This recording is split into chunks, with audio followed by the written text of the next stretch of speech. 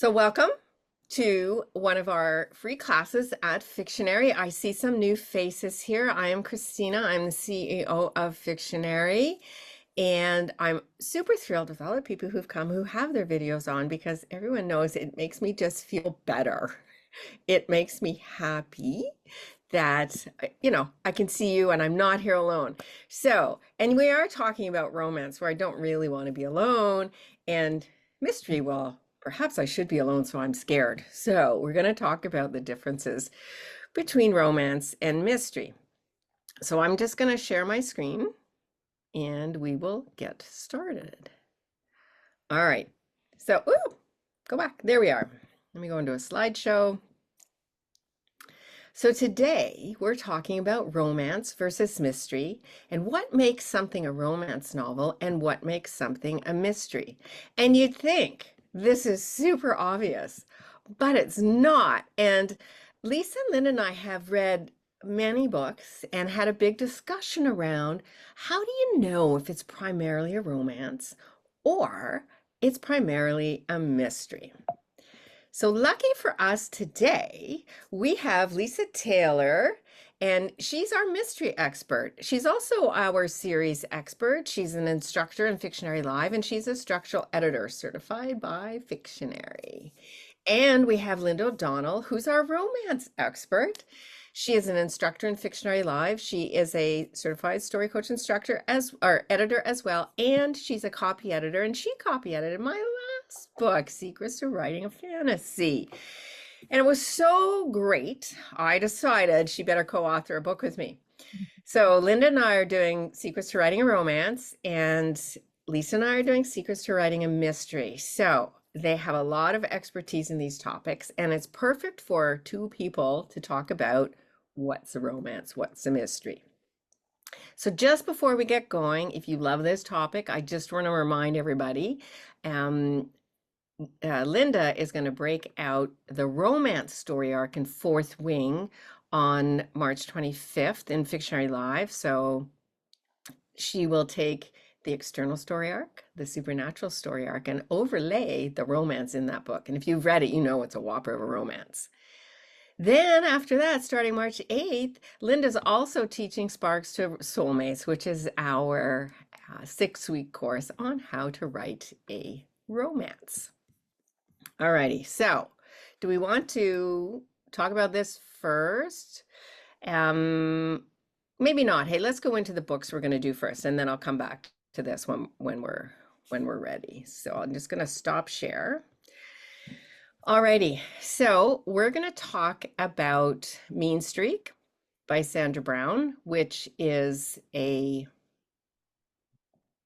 one is it? Is it a mystery or is it a romance? So we're going to start talking about Mean Streak. So Mean Streak, we're going to talk about how we know this is a mystery, but this is a mystery.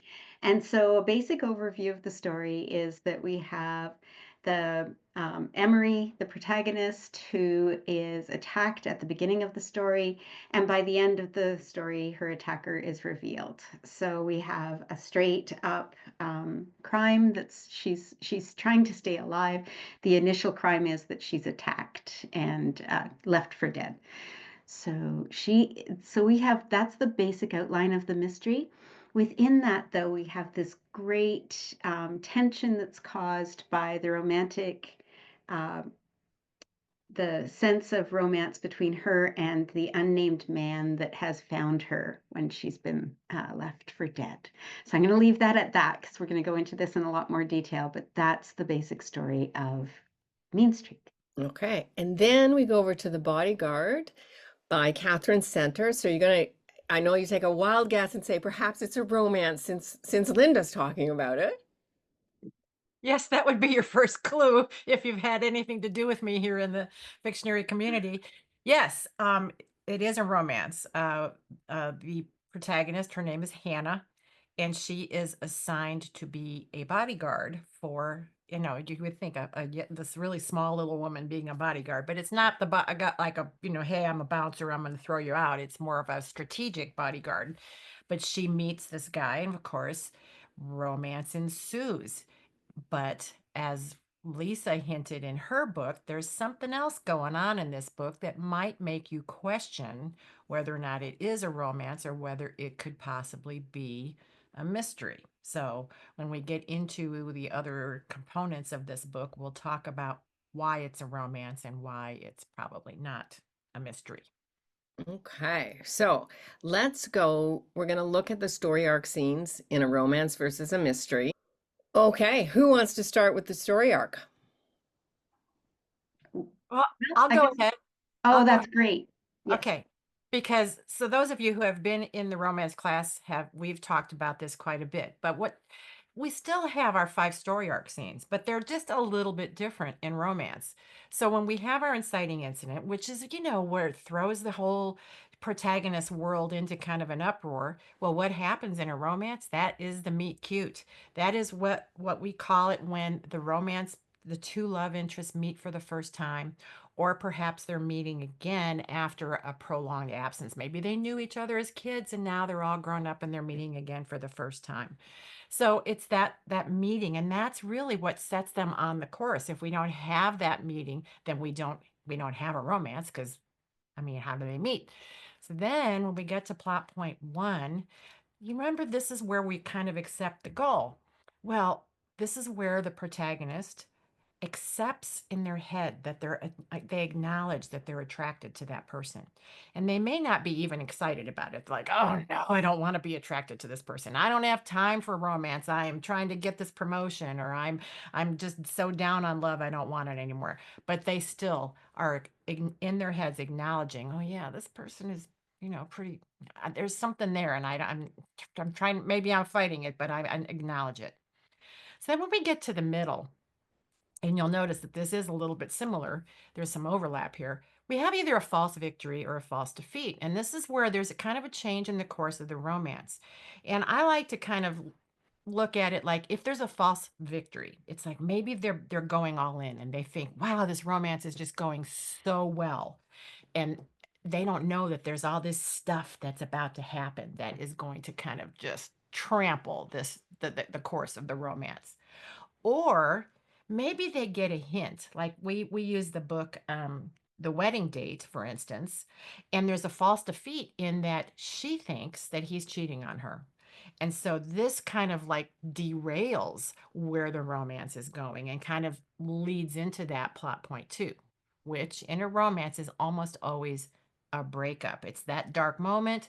You want it to be so bad that your readers are going to be like, oh my gosh, how are they ever going to come back from this? They're never going to have their happy ever after, because we've made it so bad that they are never going to get back together. But because it's a romance, and this is a deal breaker, if you don't have a happily ever after or a happy for now, then it's not a romance. It's probably a love story. You have to have that declaration of love and give your readers the sense that it's ending with the couple together. And that, in essence, is our 5 story arc scenes for a romance. Okay. Important to turn on my microphone. Here we go. So let's talk about mystery. With a mystery, we have the same, obviously, story arc scenes. In the inciting incident, we have a crime committed, something happens. Doesn't have to be a murder. And a lot of times it can be the discovery of a body. There are lots of different things that could be in a mystery. I'm actually going to take us through a quick using Mean Street as our example and just show you how it follows these mystery story arc scenes. In the inciting incident, Emory, our protagonist, is attacked. And it begins in the prologue. It has, the first line is, Emory hurt all over, it even hurt to breathe. And at the very end of that prologue, her heart clutched with foreboding of disaster to which she had no time to react before skyrockets of pain exploded inside her skull. She is attacked, left for dead. At this point, we don't know whether she is the victim, and this is the beginning of the story where someone else will be the detective, or whether this is actually her story of her being attacked and trying to figure out who is trying to kill her. So the inciting incident, she's attacked. We move into plot point 1 when she accepts the story goal. So she has to solve this mystery. She doesn't even know if she's just fallen or whether she was attacked until she finds a rock with her hair and blood on it. It's that moment that she realizes she must solve this mystery. She has no choice, but in order to guarantee her own safety and her life, she must take on this role. As we get to the middle plot point, it looks like she's safe. So when we're talking about that false victory or defeat, she's actually in the hospital. She's safe. She's been found. She's no longer lost. They've been searching for her for a while. She's now back in society.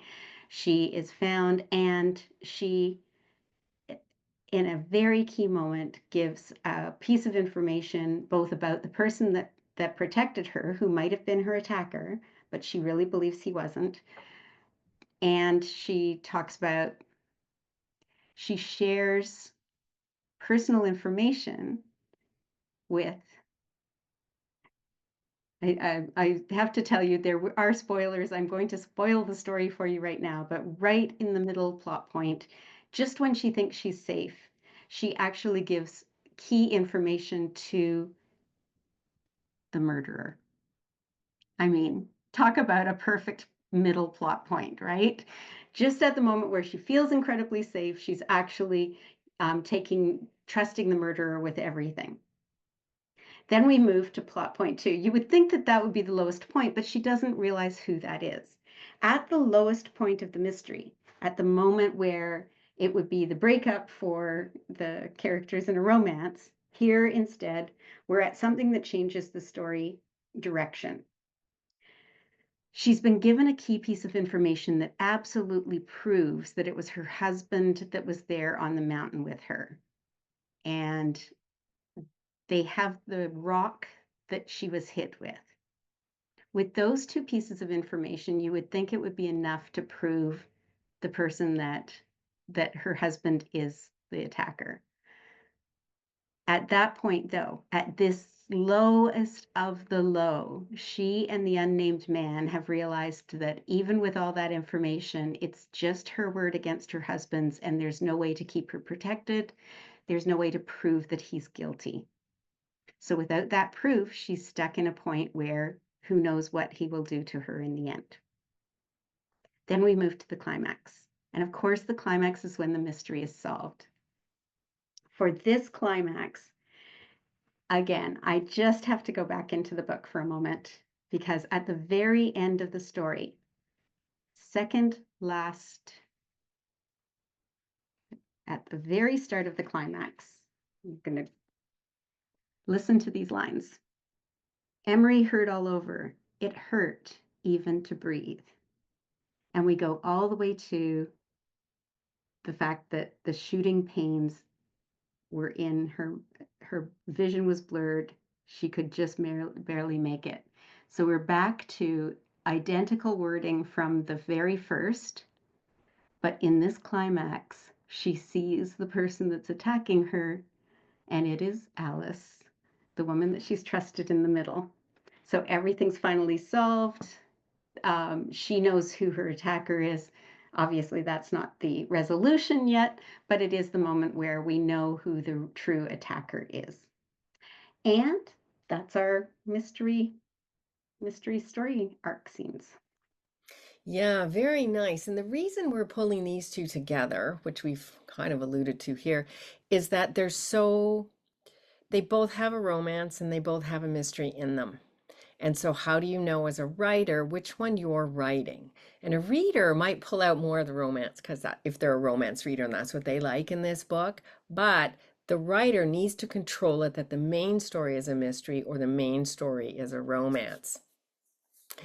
So, if we look at these two books together, Linda, do you want to talk a little bit more about why The Bodyguard is a romance and why you saw it that way versus a mystery, even though it's about a bodyguard who's protecting a famous movie star from stalkers. So that's clearly a crime story. But It is. And when you first start reading it, this is what's interesting. And I think we do talk I don't want to get ahead of myself here in terms of what we're going to talk about. But we get a sense of, especially if you like even look at the book, it doesn't really read mystery. Oh, did I just make a pun? I didn't even mean to. Sorry about that. Anyway, Linda, do you want to stop your sharing your screen so we can see you and not the... oh, sure. Let me do that. Sorry about that. And There we let's go. just go for it. Let's just go for it, Linda. Let's talk about our first few clues that we have. Okay. All right. So, yes, first clue. Does this look like a mystery to you? It does not. And for those are few people out there in the audience who have been helping me work on a book cover for my own book.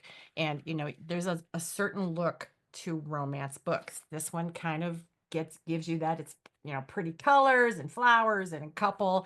So there's your first clue.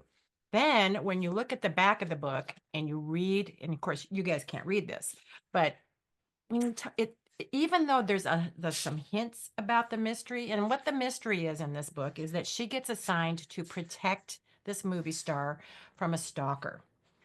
But when they describe the stalker, they talk about the stalker being a middle-aged corgi breeding person. Okay, that kind of gives you a hint that that there's probably not a true sense of danger. They're kind of poking fun at it, so that gives you another clue that this is probably not a serious mystery. And then when you start to read the book and you get into the opening image, she's making a promise to her mother that she's going to take a vacation because she apparently works her butt off all the time. And her response to that is that she actually goes out and buys 2 tickets to go somewhere. So that gives you a real hint that, hey, this is about her and somebody else. And from that, it moves forward. The other thing is that what we see is that, again, we talk about this a lot in my romance class, is that in romances, you typically have a story that is about two people falling in love. And that is exactly what happens in this book. It's all about her and the movie star and their relationship and how it evolves and turns into love.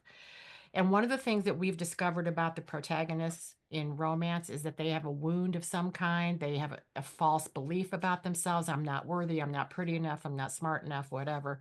Or maybe they've had a bad breakup or some other kind of emotional trauma wound.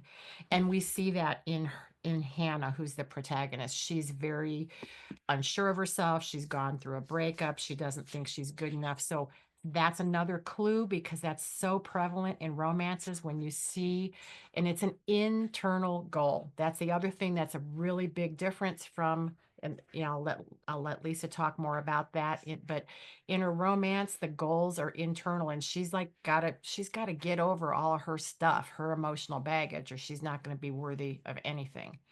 And so as a result, that that other plot takes kind of a back seat. And the other thing that we're going to talk about is, well, and I don't know if I'll just go ahead and say it, that the fact that if I were to try and take the subplot out of this book, the one that has her protecting him as a bodyguard, it just kind of falls flat. First of all, it supports the romance. Without her being his bodyguard, they're never going to meet. There's no way that she's going to be part of his world. So that is being used to prop up the romance rather than the romance propping up the bodyguard part of the story. So that's when you see that the romance is really the prevalent and dominant part of this book. And I'm not going to tell you what happens. You can read it, but since it's a romance, you kind of get the idea there's going to be a happily ever after. So did I Nice way cover to it? keep the mystery going there. So let me talk to you about this beautiful book. So right away, Brandy already mentioned a little bit. Look at that cover. I mean, the lack of color, the really bold red lettering. And if you look at the picture, what I really find interesting about a mystery cover is how it doesn't give away a lot about the story, but just enough to really intrigue you. So we have the outline of a woman's face. We have the outline of a body, looks like a male, could be a male, holding a gun, trench coat, in the woods. So there's kind of this kind of threatening sense of the story. Now, as you're looking at that, listen to this. So it's labeled a fiction suspense, and it talks about, from the #1 New York Times bestselling author Sandra Brown comes a heart-pounding story of survival that takes the age-old question, does the end justify the means, and turns it on its head. Dr. Emory Charbonneau, a pediatrician and marathon runner, disappears on a mountain road in North Carolina. Now, this is really interesting, isn't it? Because it talks about her disappearance as the mystery, but we know, I've already told you the very beginning, that it's not a mystery for the reader. That's what the police think the mystery is. She's disappeared. By the time her husband, Jeff, miffed over a recent argument, reports her missing, the trail has grown cold, literally. Fog and ice encapsulate the mountainous wilderness and paralyze the search for her. While the police suspect Jeff of instant divorce, Emory finds herself held captive by a man whose violent past is so dark he won't even tell her his name. She's determined to escape from him and willing to take any risks necessary to survive. As her husband's deception is revealed and the FBI closes in on her captor, Emory begins to wonder if the unnamed man is, in fact, her rescuer from those who wish her dead and from heartbreak. Okay. Beautiful description, definitely focusing on her survival, the suspense, the darkness, the question about this unknown man, his threat. Who is the threat? Is it Jeff or is it the unknown man?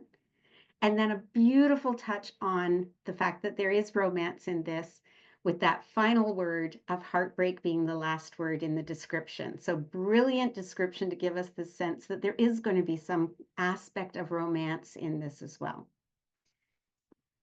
From there, so we've got the cover, we've got the book description.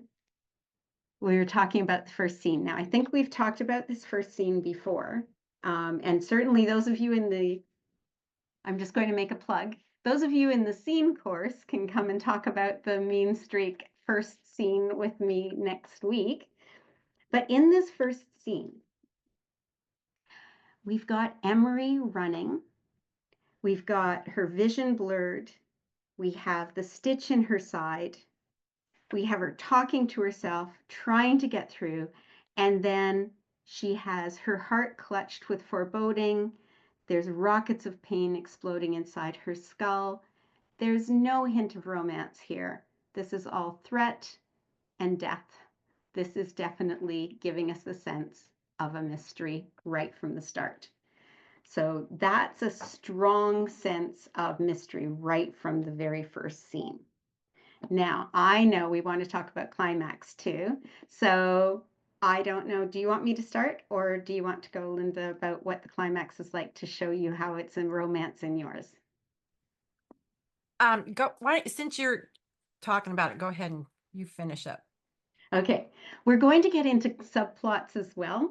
And so I have to give you a little hint into the subplots of Mean Streak.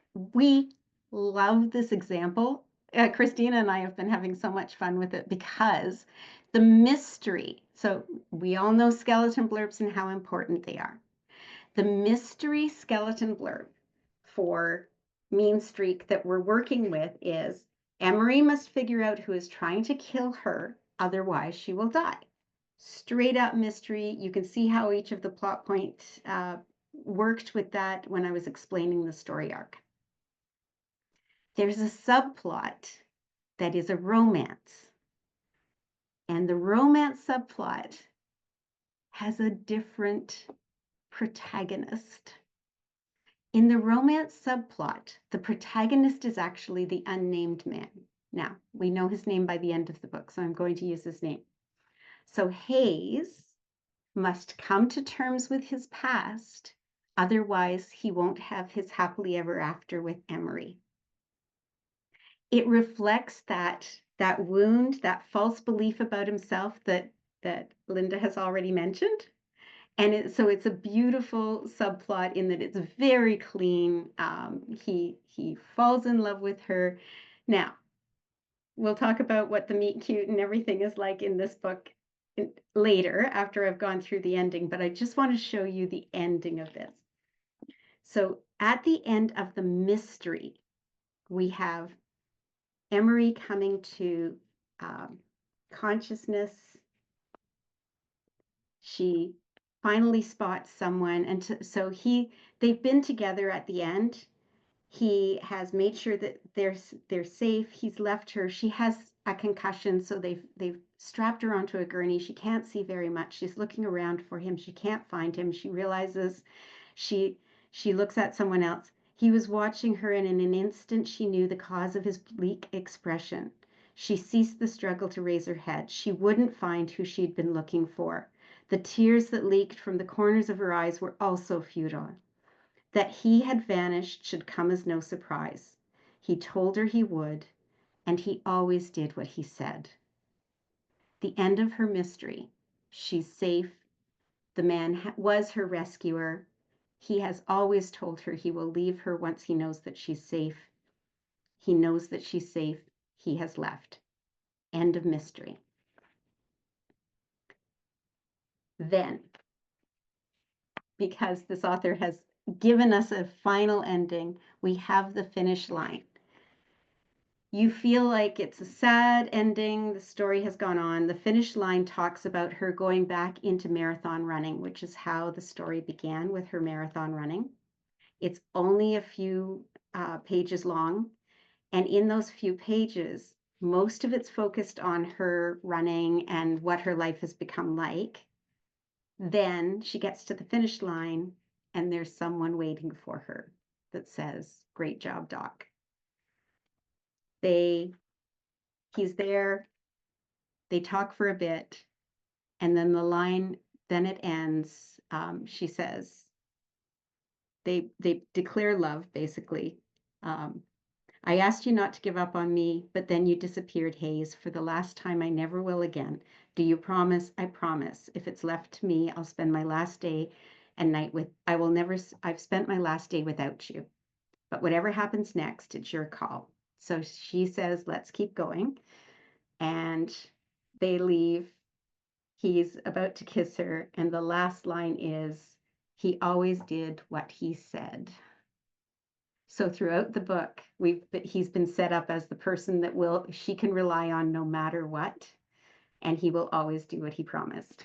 So the end of the romance is a happily ever after, and we have a beautiful subplot. It is pretty well developed. We have the strangest meet cute in my thoughts is when you wake up and you see a man like taking care of you, and then you find out, of course, he's been watching her, because we get his POV, because he does have the romance subplot. We get his POV and we find out, he's been watching her. He's like, it's a little creepy, but that's their meet cute. Yeah. Fantastic, Lisa. That's great. So we're 4 minutes after the hour. You guys did a wonderful job showing the difference between a romance and a mystery. Camelia, I see that there's a question from you about the difference between thriller and mystery. That is a big question, and we're going to hold an event just on that. And we're going to look at the difference between a cozy, a mystery, a thriller, and a psychological thriller, because they all have different nuances. And when you look at them together, it becomes really, really clear. And it's just too big a topic. I know you said silly question, but it's really not. It's a very deep question and complicated to answer. So we will get to that in a different event. Anyone else have any quick questions they want to ask about mystery versus romance before we close out?